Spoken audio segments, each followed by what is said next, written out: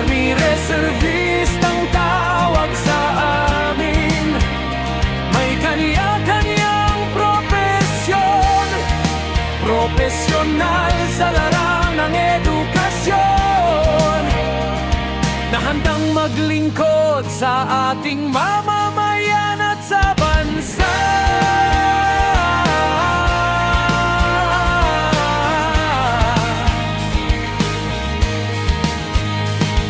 Tumutulong sa mga programa ng pamahalaan at sa mga gawaing pangkaunlaran at pagresponde. Maaasahan sa mga sakuna at kalamidad ng bayan.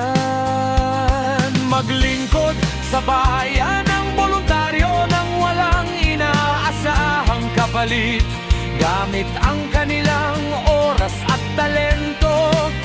Voluntarismong paglilingkod ang nasa puso.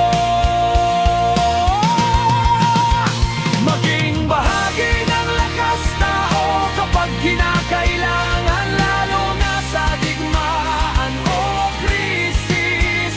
Bilang pambansang depensa sa himpapawid, dagat at lupa.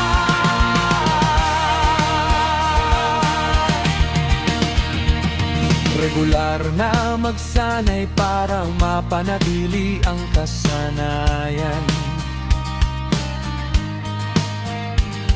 upang sa militar ay maihanda ang sarili para sa aktibong serbisyo kung kinakailangan. Kagapay ng regular na sundalo at